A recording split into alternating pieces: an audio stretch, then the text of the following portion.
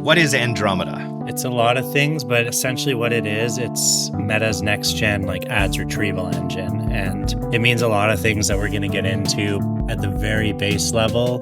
Creative and ads are now leading the way. We've always started with the angle or your core message being the most important. From an order of operations perspective, we still focus on the angle itself, but what we're doing is we're not going out and testing every single text idea we come up with for an angle or going really broad with 25 statics that all just focus on slightly different text variations. Now we're focusing more on, I think one example of something I've seen change that's really interesting is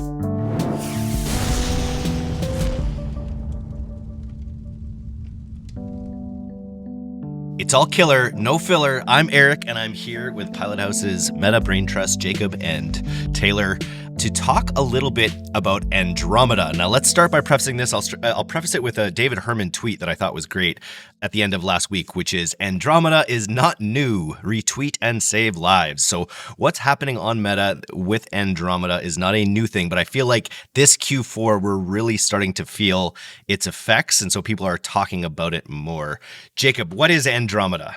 Yeah, I mean, it's a lot of things, but essentially what it is, it's Meta's next gen ads retrieval engine. And it means a lot of things that we're going to get into, but at the very base level, creative and ads are now leading the way in how ads are being targeted, who you're hitting.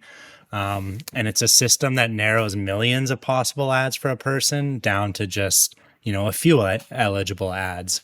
This means a lot of things when it comes to your Facebook structure, your account structure, how you're actually approaching your targeting. It's starting with things like personas and whatnot versus let's go and target these people. So yeah, there's a lot of hardware and software behind it. The NVIDIA Grace Hopper super chip, Meta's MTIA chips, all these things that sound very advanced, and we're going to kind of break it down in layman's terms. I like to think of it as kind of two parts. There's Meta's Lattice, which they recently, released in the last, six or so months, and I like to think of that as the library, and then Andromeda as the brain that searches that library. And Meta kind of uses this same metaphor on their articles, but it used to be that when you were out there running ads, there was segmented libraries by industry angle. And when I say this, I'm referring to, Meta's delivery engine, how your ads were being delivered. So you had to work to find the right library and pair it to the right person and then find the right book for that person. Now with Lattice, you have this big library where people are walking in, and Andromeda is searching that massive library and finding them the perfect book immediately. So it's unlocked a lot of developments in AI delivery, less work being put into some of those things on the front end now, and more work being put into creative strategy. So if you haven't adjusted, your strategy and whatnot yet, you're definitely behind. So I'd say that's kind of my high level summary. It's definitely the trend. I just saw Elon tweet the other day about essentially doing the same thing for the X algorithm, basically saying instead of doing it through all these man-made steps or whatever, these categories, he was just I'm just going to let Grok look at every piece of content and have it determine who it should go to, where it should go. And I feel like this is a move to that sort of mentality when it comes to analyzing creative. Super interesting. What's GEM? GEM is the super brain. So basically just a machine learning model trained on thousands of GPUs, optimizes your results. It's similar to what I just explained with Andromeda, but GEM is actually what is fueling it. It's increasing conversions. It is getting your ads in front of the right person quicker, essentially. It catalogs, analyzes, and connects all the info from your ads. So the creative piece, the content, the copy, the headline, the visuals in the creative, everything that we don't even have control over.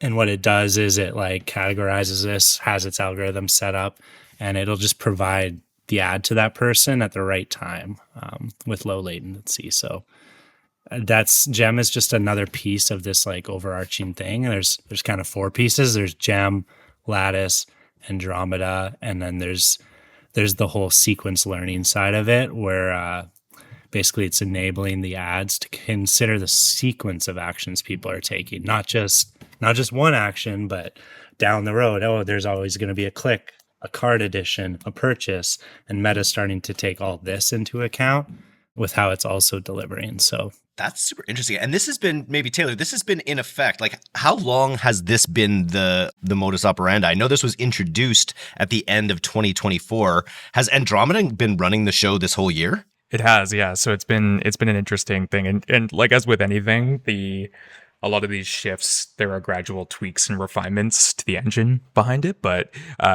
as far as everybody knows, it's been basically since December 2024, it's been active. Then, so what sort of changes has it led to us making in how we service clients, how we deliver ads?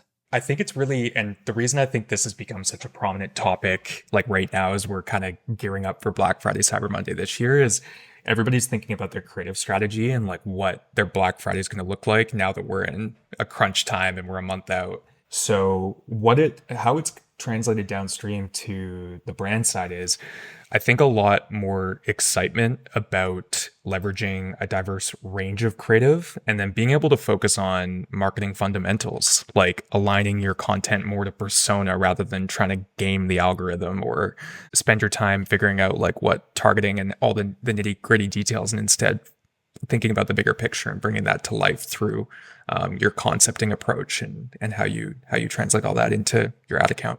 What does this update do in terms of creative redundancy? That's something I'm hearing a lot in the space, is that it makes I think a lot of approaches in the past would be like, you get a winner and then you create 10 like slight variations on that winner. And what I'm kind of understanding is that it really behooves advertisers to be taking bigger swings rather than making smaller incremental tweaks to ads, because of the way this Andromeda works. It kind of makes things that are similar often redundant. Is that accurate? yeah, basically similar creatives now would almost be bucketed like under a similar bucket. So like as they're delivering, you're not getting that exposure to the probably personas you're trying to hit. So definitely more variety is more important now. As you find a winner, you're going to want to think on why that's a winner. And then ideally, you're going to introduce variety around that concept, rather than, hey, now let's get 8 variations where we change the font or change the color. There could still be value to that, I think. But at the end of the day, you do need 5, 6, 7, 8 varying contrasting ideas within each campaign or ad set now. So yeah, you definitely want to take bigger shots. And because the creative is leading that targeting in the sense of like how this delivers, if you have some like scrappy ads in an ad set with polished ads now, the delivery on those are going to be separate anyways. So you kind of want that variety, to be honest. I know, Taylor, we've been running things like the pilot test, or talking about this idea of like clearly running 5 separate angles, seeing what works best. What has changed in how we think about like angles? Because I think one of our first podcasts ever on All Killer No Filler was about angles and thinking about that. Like, how is it just a matter of going deeper from angles really into personas, making sure that the whole purchase funnel is congruent? What specifically is different? Maybe about how we test creatives and contrast test creatives with Andromeda versus how we did it before. Yeah, it's a great question. I think it's interesting because both a lot has changed while not a lot has changed at the same time. And I think anybody who's on DTC Twitter kind of gets that sentiment from this discussion and what it looks like. We've always started with the angle or your core message being the most important thing that's going to drive people to take action. At the end of the day, every marketer or advertiser knows that typically is the case. So like from an order of operations perspective, we still focus on the angle itself, what's actually going to agitate and then drive interest and then drive the action. But what we're doing is we're not maybe going out and testing every single text idea we come up with for an angle, or going really broad with like 25 statics that all just focus on slightly different text variations like we might do at points. Now we're focusing more on, let's look at the groups of concepts and like, let's go angle to concept, angle to like, and then that concept style. So it might be we come up with a concept around a message for an angle, and then we create a video, a static, and then we move on to the next one, and go through it like that. So what it's resulting in is, I think, more quality, less quantity, and more range rather than iteration, really. But to be fair, like I think Meta's kind of primed everybody to be aware that this is where the platform's been going for a long time with broad targeting and all the the focus on consolidation and all those kinds of things. And now is where, we're expecting it to ramp up and hoping to see some good things for brands that are opting into that. I feel like we've been saying creative is the new targeting for at least 3 years, at least since iOS 14, that update. But you're right. It's like they were priming us for this environment because that really is now the case more than ever. Is that what you're seeing as well, Jacob, where we're just generally going broad and then letting the creative do the targeting? Yeah, definitely for a sense, like structure is simplifying. Definitely would advise against, running too many campaigns for testing reasons, things like that, because, you can get a lot of that data quicker and more accurately now by just sort of bucking it under one campaign or ad set. And then with how Meta's, introducing all these AI optimizations at the ad level as well, one ad might become 50 to 100 ads because they're doing different overlays and delivery, changing the headlines and all these things. So if you have all those enhancements enabled, you do kind of want to simplify and then allow that variety to happen at the ad level, again, to that same point, and having all these enhancements and all this stuff, it's happening at the ad level. Meta's not saying, let's build enhancements to add 30 campaigns into the account. It's all just ad specific stuff. So it's all pointing towards that. And now this, Andromeda push the past year here, 6 to 8 months is really echoing that. And results are starting to show that. Like to Taylor's point, it's some of the traditional methods are still outperforming. So it's not like just go in and switch everything over, but they are leaning this way and all their releases are pointing this way. So you're kind of battling against an uphill battle if you're just stuck in your traditional method, if that makes sense. And so what, I guess it varies by account, but are we in an era of testing campaigns and scaling campaigns and basically maintaining those two campaigns, adding to the full broth in perpetuity?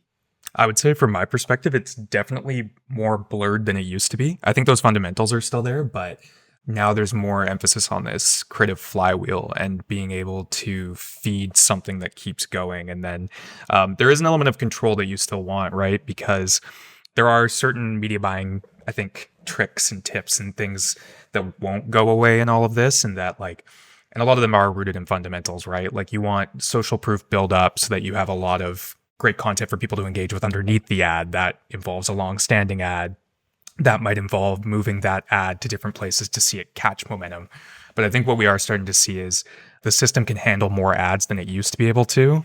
And so being able to have a level of consistency in your account rather than trying to game certain times of day or things like that, like that's where a lot of the shift is happening. So it is naturally becoming more simplified. So it's account to account for me. I've got some accounts where I'm launching ads in scale campaigns and then breaking them out into additional audiences as supplementary plays. And it kind of depends on how we're seeing that account react to the content based on the personas we're targeting.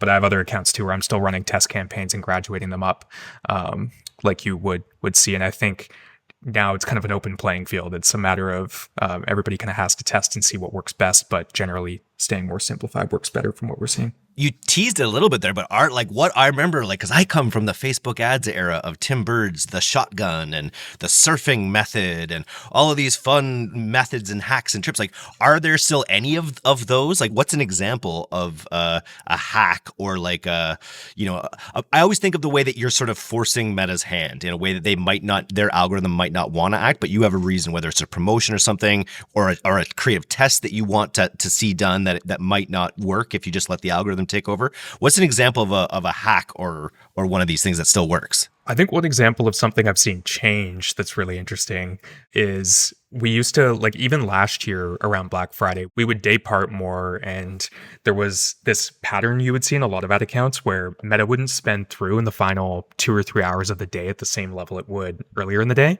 I've seen more consistent spend through all hours of the day at points this year than I had in years past, like even when we're looking at hourly breakdowns. So like that's one example of how the system is starting to shift a little bit.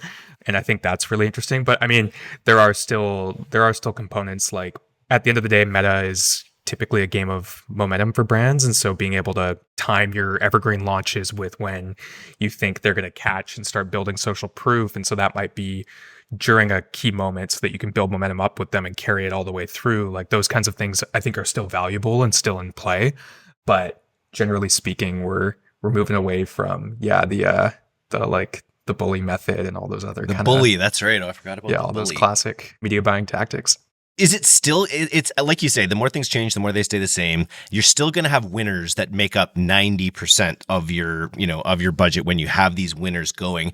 But in a perfect world, it seems like you should be able to make a very diverse array of creative. And because you've got this library concierge worker who's just finding the right piece of content for the right person, you should be able to get more diversity in your creatives that win in a perfect world. Are we seeing that, or is it still just as consolidated with the few winners as ever? I'd say more winners now and less ads like hogging the spend within each ad set, kind of conversely to what it used to happen. Because that's what everyone's worry is like you're running, all this variety in a campaign, an Advantage Plus campaign, and 2 of the ads get spend and the rest just doesn't. So that is starting to shift a bit to the point of just how Andromeda works. And if you're putting in good quality creative that is aligned to your personas that you need to hit, ideally all that creative is going to start spending and you're going to uncover more winners. But it's just that fundamental shift is still happening. Like Andromeda's updates are still coming out. So there isn't even like a best practice per se yet, aside from, try to consolidate, introduce creative variety, and make sure you do that back end rough work on really doing the research on your brand and like where are the gaps, do the SWOT analysis, find out who these people are that you need to target. Okay, let me get some live ad consulting because we're just redoing a bunch of the ads in the DTC account. And so we're not an e-commerce brand, so our consideration cycle is much lower. We're just trying to get someone to subscribe to the newsletter. And so what we've done is we've taken all the ICP, all the data we have on our ICP through all our various surveys, Pilothouse's surveys, and I pump those into a GPT, and I'm having them basically create the words that have been reflected back to us from our ICP about the challenges they're having. Then I'm writing an ad text that's about how the newsletter has content that solves those specific issues, which it does. I'm using sticky notes, which I know are a testy issue, but it's basically my idea is that if we just create enough of these sentiments, they're going to resonate with one person or another having thought or felt these things, and they'll click through. Is that a good use with Andromeda? I think it's aligned with the direction. Yeah, that's spot on in a lot of ways. And then as you go, you'll just want to watch to like see if the data supports that, because that's the other thing that like I think has been missed in some of the communications from Meta too, is they brought back a lot of the old breakdowns and things that kind of went away with iOS 14.5 and are really valuable. Like you can go back and look at 28-day click performance to understand the consideration window a little bit better. You can break down by your demos and stuff like that. So I would just encourage you to look at that as you're pulling the data in from this test. How are things looking? We are in Q4 firmly. We are in the ramp up phase. What are the early signals about what we're expecting for this Q4 on the full Andromeda system? It's been an interesting start to Q4. I like to think of this time of the year as like that weird point between you're going from short hair to long hair, you're growing it out, and you're kind of in that in-between phase where you maybe don't want to be going and showing it off right now, but you're working towards something good. That's kind of what this part of October typically is. So I would say like general sentiment from my end has been pretty solid from the paid side. I think from the consumer side, we're seeing maybe a little bit of lag in intent. This is kind of that period where like, everybody's excited about Q4, but like Black Fridays are on the corner. Everything hasn't quite settled in yet. I'm noticing even like as of this week, starting to see some shifts in like things picking up a bit more. So I think we're about to hit the the ramp up point, but it's maybe been a little bit slower than some brands had hoped for. I think that's kind of the general sentiment from what we've seen. And a lot of brands are in that point of just trying to fill the funnel and get ready for the big show coming up next month. Very cool. Taylor, just in some of the notes for this episode, we didn't dive deep on this, but I think it'll really benefit people. When we talk about distinct like you wrote some like actual numbers down about the way people might want to be thinking about distinct angles, creatives, variations, all those things. How would you, I know this is just a rule of thumb, but how would you maybe lay that out for people curious? Yeah, I think that's a great call out. Usually from that, we try to promote a bit of a structure with it so that it's clean and easy to kind of think about how you can go about it. So the easiest way, I think, if someone's looking for a bit of a framework for how to work with angles and concepts, is almost like a 3-3-3, where you look at 3 distinct angle concepts. There are 3 pretty clear levels of the funnel. So your top of funnel, your middle of funnel, your bottom of funnel. And you can basically start with an angle or message for each stage. So you have angle for top of funnel, middle of funnel, and bottom of funnel, and then come up with a few 3 ad concepts for each, so that you can look at 3 contrasting ideas. And then from there, you can go with format, right? Like for some brands, depending on your resourcing, it's a lot easier to work with statics and get those ready and come up with 3 different concepts for statics.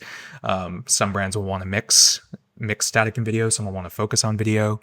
You might want to do a catalog, a video and a static, or something like that. But that's a pretty simple framework for being able to go through and come back with some clear outcomes and learnings at each stage of the funnel, based on your research and the marketing approach you're taking with it. And then from there, what would a refresh cadence look like with that trough of creatives? Yeah, so from there, usually, I mean, it really depends on what you learn from it, because like there are lots of different scenarios that could result as the outcomes. But typically, like if you start to find winners with that, like you're now with this, you want to balance creative velocity with quality and contrast for Andromeda. So typically from our end, that's usually, coming up with new concepts and launching them weekly, and then being ready to kind of keep pouring in and make sure that your budget supports it too, because obviously that's a big part of it. But I would say like roughly weekly. The cool thing is, like, from what we've seen, Meta over the last few years, they've gone from it being common to have 3 to 5 ads in an ad set. Then they started testing with the Advantage Plus kind of window, like up, 10 to 30 and then 30 plus. And so we're starting to see the system be able to handle a lot more. And so if you do have a lot you want to work with and you're seeing it work, it's worth continuing to just feed that and keep feeding the machine as Meta's building this to handle more and more ads across the ecosystem. Well, we've launched now a couple of different podcasts with Meta themselves. So, and I know we have another one coming up. So I'll make sure I'll dig deep with them on the company line about Andromeda. But it's overall, would you say it was a pretty, like, to go to like a whole new paradigm of ad serving in the background during this year? Like, it's pretty incredible that there haven't been massive performance lags or performance hasn't fallen off a cliff. Like, it's been pretty seamless overall. Yeah, and I think again, it's really been brand dependent from what I've been seeing across the space. Like, I think really dependent on like how everything was set up to handle it. From our end, like, I think what I'm most excited about is this feels like a deeper and deeper shift into like true marketing and less like gaming the system media buying. Like, we're just moving further away from that, and that even as a media buyer, that gets me stoked, because I think the marketing strategy and all that work is a lot of fun to dive into. Very cool. All right. Well, thanks for coming on again, Taylor. We'll have you back again soon to get an update on Q4. Amazing. Thanks so much, Eric.